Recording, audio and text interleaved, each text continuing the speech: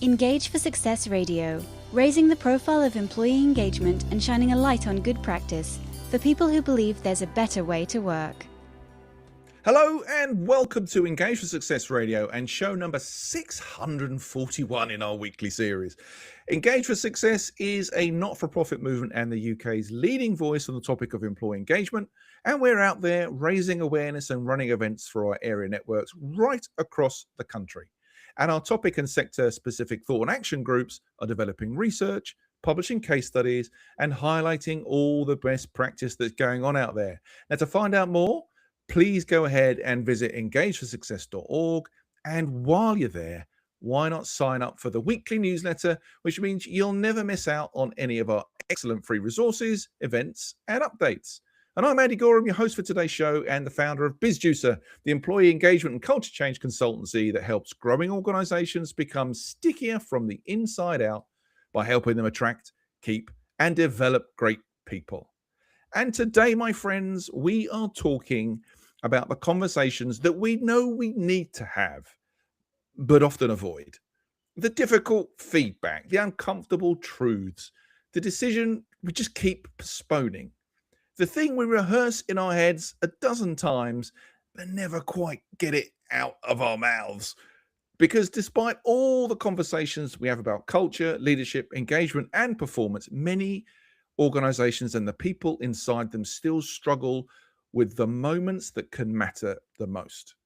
And my guest today believes those moments can really define culture more than anything else. Bill Benjamin is a partner at the Institute for Health and Human Potential, a global organization helping leaders and teams build what they call a last 8% culture. Cultures where people have the courage and emotional intelligence to tackle the hardest conversations and decisions rather than avoiding them. Now, Bill combines leadership expertise with my favorite topic, neuroscience and behavioral science, and has worked with organizations including NASA, Intel, Amazon, the Mayo Clinic, and the US Marines, helping leaders perform at their very best under pressure. So today, in a packed 30-minute conversation, we're going to explore why difficult conversations are so difficult, what pressure does to our brains and behavior, and how leaders can create cultures built on both courage and connection. Bill, welcome to the show, my friend. Awesome. Great to be here. And I'm so impressed you've done 640 episodes. That's amazing. That's quite an accomplishment. I mean, I can't take responsibility for those. Firstly, Joe and Joe would kill me, and they've carried the large amount. But yeah, I mean, every time I read out that number at the beginning of a show, it does astound me. Bill, we don't have a lot of time together today, and my goodness me, there is plenty that I would like to ask you. Now, your journey into this field, I guess not what people would say is necessarily traditional or a linear path into this topic. Because I, from my research, I can tell you started out in maths, in computer science, and the IT industry before, I guess, becoming recognized globally for what you now talk about with leadership, emotional intelligence, and particularly this performance under pressure thing. Now, what changed? What led you down the path? Explain that to us. And I think that's fascinating. Thank you. Yeah, I get asked that question and love to share it. So I have degrees in mathematics and computer science, and I spent 14 years in the computer software industry. And so what happened to me is what happens to a lot of technical folks, analytical folks, is I'm good at my job, so I get promoted. Yeah. They make me manager, but then they give me any training. And of course, it turns out I wasn't a very good manager. People didn't really like working for me. I didn't create a great culture. And it was actually a time in my life when I was struggling quite a bit. I heard a quote back then that really stuck with me. And the quote was, "I've had all the great moments in my life. I just wish I'd been there for more of them." What a great quote. Love that. Isn't it? So I was struggling both at work and at home, stressed. And that's when I got exposed to this work we do around emotional intelligence, around the last 8%. And at first I thought, ew, emotional intelligence, that's all soft and squishy. But when I came to understand the research and the brain science behind it, that's when I really engaged in it. And it really helped me. So I actually spent the next 4 or 5 years working at the computer software company, going through our workshops and assessments and coaching and whatnot. And it just made such a big difference for me that I decided to leave the software industry and join my business partner and do this for a living. So yeah, that's my story. It benefited me so much, I became a partner in the company.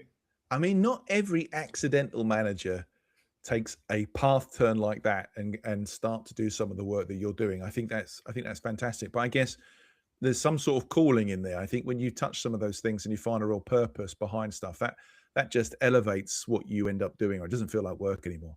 Oh, absolutely. It really doesn't. I'm so lucky to do the work that I do because I'm very passionate about it because it helped me, and I just want to help other people, and I know it helps my daughters and all the people around me. So yeah, I'm lucky as you are to get to do this work. Absolutely, my friend. We are in good company today. There's no question about it. Now, I mentioned it briefly in the intro, and you just mentioned it again. And I guess it's the thing or the concept Yeah. that's you've become the most well known for. The last 8%. Yeah. I gave probably a rubbish, not detailed enough kind of insight into what that is. Coming from the source itself, tell us about the last 8% then, Bill. What is it? Why is it important? And why should people sort of get under the skin of it? Yeah. And by the way, you actually gave a great explanation of Oh, it, but let me go a little deeper into its origin. So about 7 or 8 years ago, we were working with two executives at a large organization, and they weren't getting along. mhm. Like that ever happens. Um, and so we had individual coaches coaching them on how to have a conversation with each other about the impact they were having on each other. So they go and they have the conversation. They come back. So they have it. They come back from the conversation. The coaches individually are asking them, how did it go? And both of them said, oh, it went fine. Well, the coaches know better. So the coaches pushed it a little bit and said, yes, but did you say everything we agreed you would say?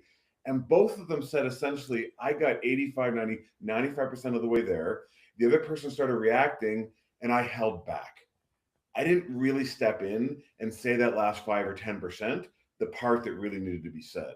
Mm, So we took that concept that resonates with everyone, and we did a study of 34,000 people, wow. and determined that on average it's 7.56%, which we rounded up to 8% that people feel they leave unsaid in a difficult conversation.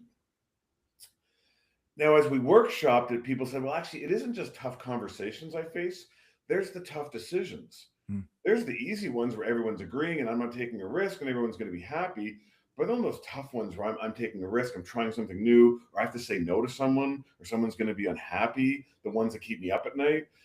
So last 8% become much more broader than just conversations, although that's the place people typically go when they think about it at first. But it's more broadly about risk taking, Okay. and how important that is in being an effective leader and building a great culture.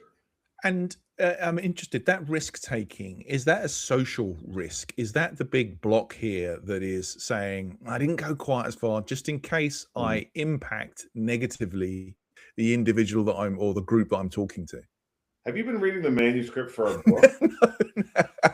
Absolutely. Social judgment is the number one driver of behavior. And the thing is, from a brain science perspective, it's the same system that protects us from physical threats, from Mhm. tigers jumping at us in the jungle, now protect us from social threats. They Mm. didn't include me. They didn't respect me. They're not listening to me. Those I might look bad.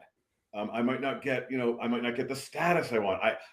And by the way, being included in a group is hugely, driving of behavior. So yes, it's all those social pressures and all the social judgments that now drive behavior, that keep us. So in our research, 68% of people, their predictable default behavior is to avoid a last 8% moment because they don't want to get judged. They don't want to look bad. They don't look stupid. They don't want to upset someone. And so that absolutely is a huge driver, is that social judgment.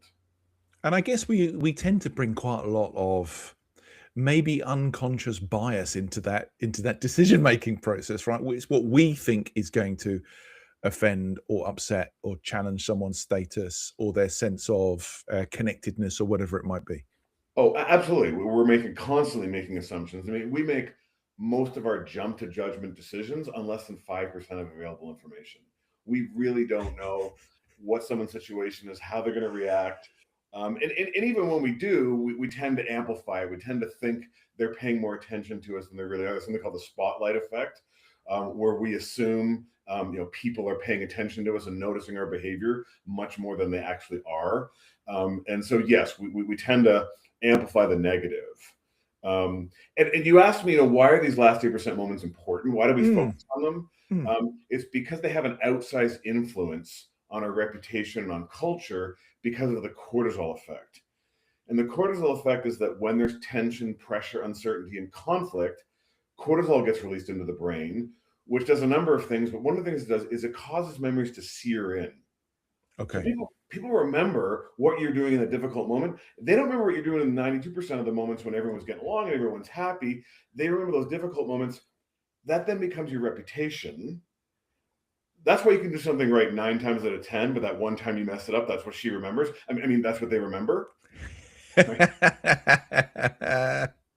I think we all get where you were there, Bill. We get where you were, my friend. Yeah.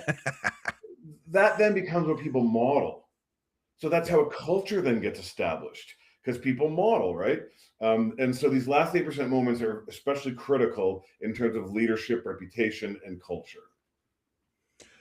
I think this is great. I think also, if I think back to my own experiences as a poor manager who had some very poor behavior at times, the impact though of someone having that last 8% conversation with you is also seared into my brain.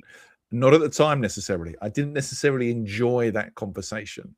But the way that individual showed up for me and challenged me directly, that had a massive positive influence on me.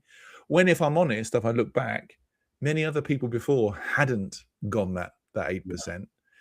This is the guy I talk about in workshops. This is the guy who has had the biggest influence on me, Yeah, and you hear that all the time. In our workshops, we do an exercise around, exceptional leaders. And, exceptional leaders made us feel valued, cared about, important, but they also gave us tough feedback, and they weren't always perfect at it.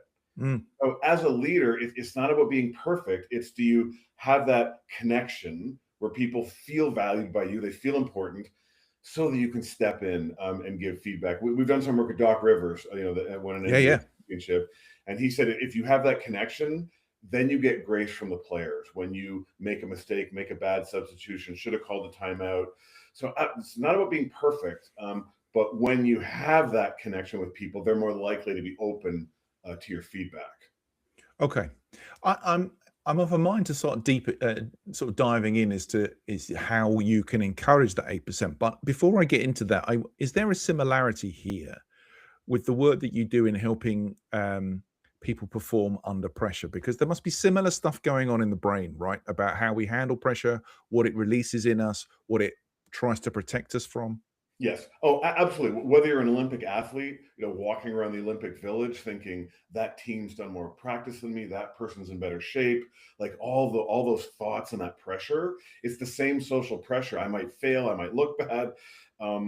It's the same for a leader in business. It's the same for a banker. So really, whoever you are, yes, this leverages that work about performing under pressure, because ultimately it is emotions that cause us to avoid. And by the way, I mentioned earlier that 68% of people, their default behavior is to avoid. Yeah. But what are the other 32%? Well, I fall into that category sometimes. I'm in that difficult conversation. That other person starts reacting. Instead of stepping back, I step in, but I come on too strong and I make a mess of it. Yeah. So we talk about people either being avoiders or make a messers. And what we're trying to do is help teach people that there's a middle ground where you push through that discomfort that makes you want to avoid that emotion, but you step in skillfully so you don't make a mess. And again, not perfect, but do a better job. And that's all about managing emotions and managing the pressure we feel of a tough conversation or a tough decision. So you're right on. So let's dig into that a little bit then. So what sort of conversations techniques are you helping or using with your clients, with the people that you work with, to help them feel confident to take that course of action? Yeah, I mean, as you know, in this work, it starts with self-awareness. Sure. So people understanding, number one, why are they, first of all, recognizing that they are avoiding or making a mess, right? And that it's having an impact that they don't want, that they don't intend. Secondly, recognizing when they're thinking about or stepping into a difficult conversation or decision, being aware of what's going on for them. And your body is your early warning system. So you will feel it first. Chemicals will get released, adrenaline, cortisol. My chest tightens, my hands shake. You probably have your own, kind of physical sensations. We talk to Olympic athletes and say, don't try to push that away. Don't just accept that. That's your body getting ready to prepare, right? So accept that that's what's happening. So number one, you notice it in your body. Because there's a bit here, I guess, around some of that cortisol stuff that you're talking about. I mean, in small doses, that's the get up and go. That's preparing you to sort of like get going, right? It's higher levels of, I guess, unmanaged cortisol that causes a problem. And I wonder whether this link between either being fearful of saying the wrong thing to somebody, feeling under pressure to make the call, perform in the moment, whatever it might be. There's a lot of chemical stuff going on, but our body, I guess, in extreme moments is under-resourced to behave in the right way. So this is where we would see, or you will coach out some of that bad behavior that we do in the moment, that emotional reaction to something, and we're going, where did that come from? Why did I act like that? Well, I mean, that's what I had to learn, because I was never really taught how to manage it.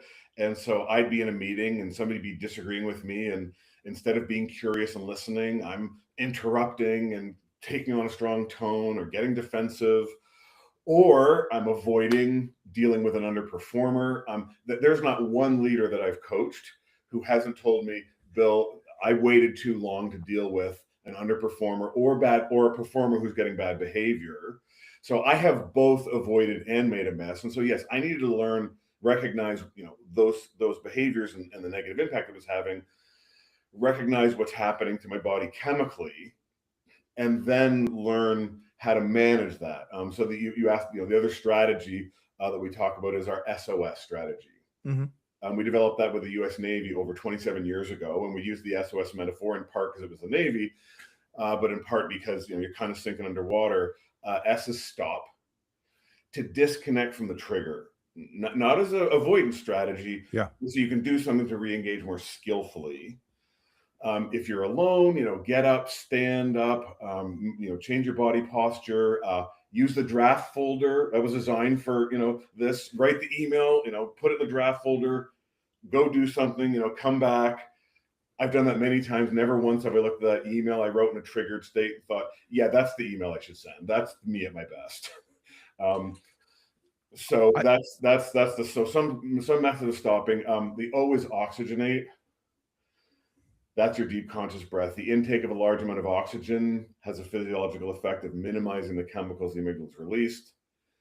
And then the final S is seek information, because as I mentioned, we're typically reacting without all the information. We're typically making assumptions. Oh, they were disrespecting me, or they didn't support me, and so often we're wrong. We've all had that experience. I'm sure that resonates with so many people, Bill. So many people. Oh, absolutely. By the way, I've been doing this for 24 years. Sometimes I'll have someone come up to me at a program and be like, they got this they'll show me from 15 years ago. They get this little note in their notebook with a SOS. They remember it from 15 years ago. It's really helped them. And I obviously love hearing that.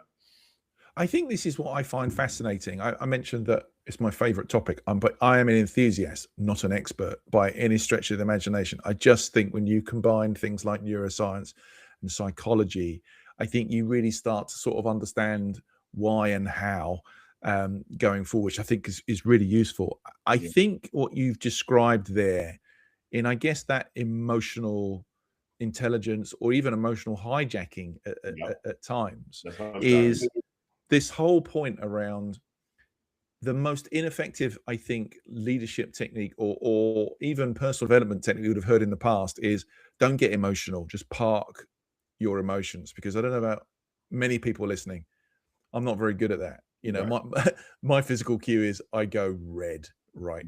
All the blood rushes to my face, and where I am at this moment in time, right? It's not difficult to tell, but I think there's definitely that awareness thing about processing what's going on. You sort of said, accept that, listen to that, feel that.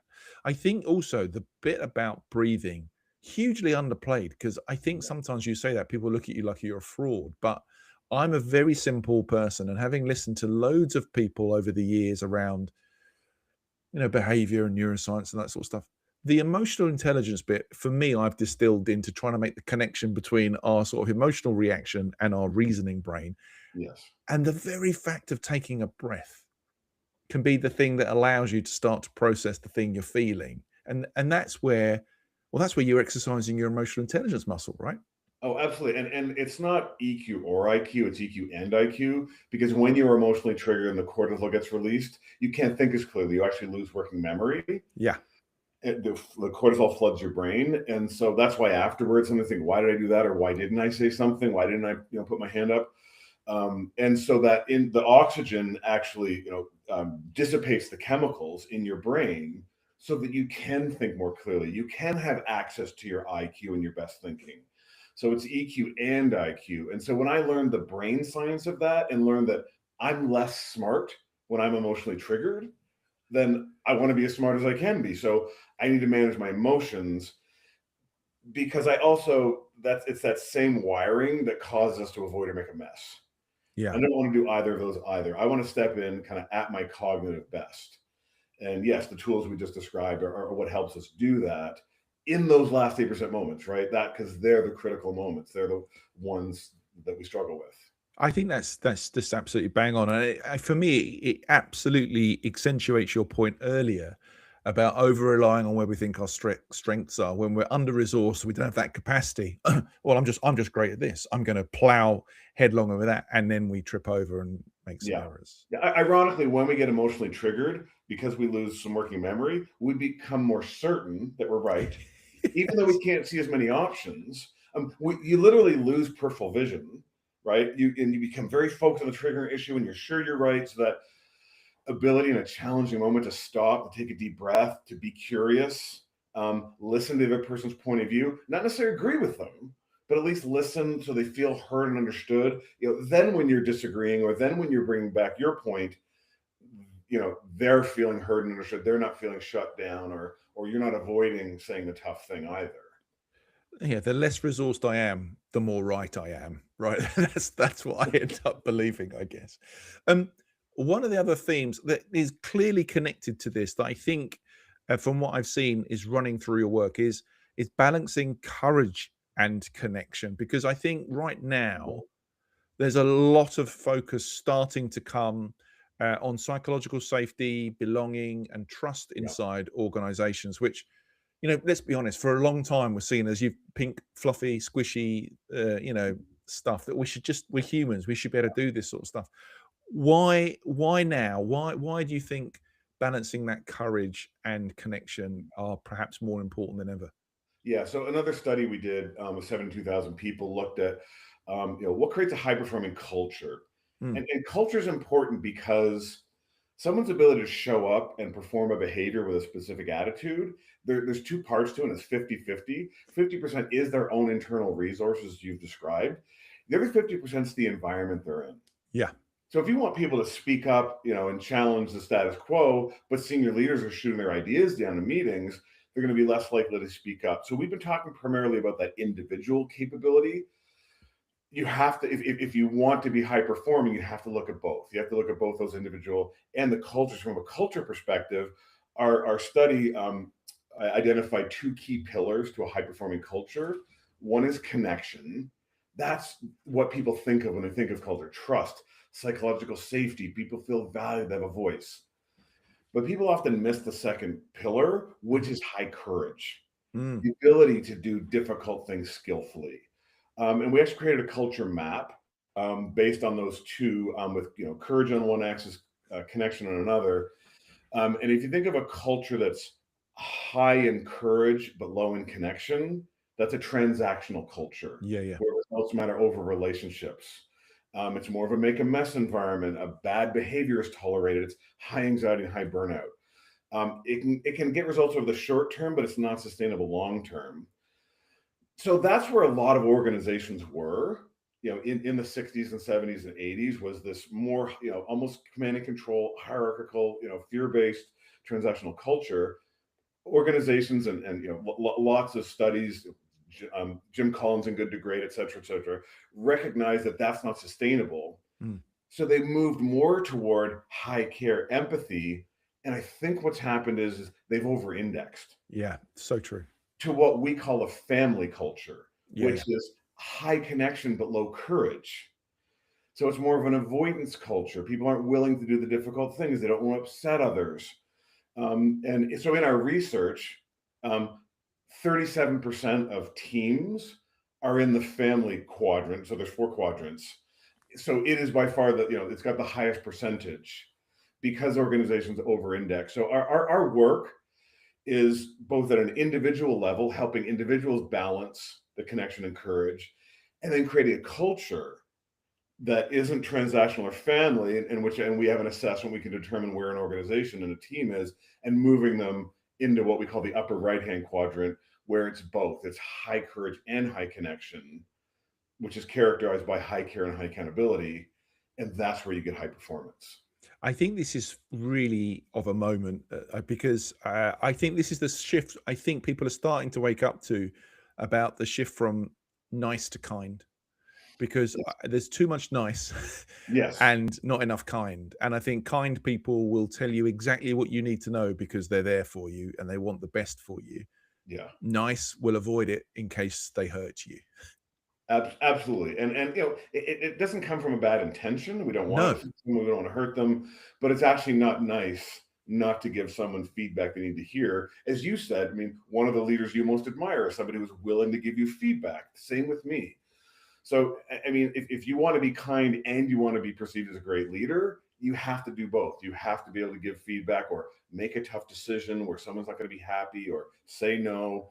That's what requires great leadership, and great performance requires both. I totally agree with that. I think the interesting thing about my experience is when I have spoken to that individual much later in life when I was having a tough spot, and I talked to them about the great conversation we had, doesn't remember it. It was Oh, just doing his thing.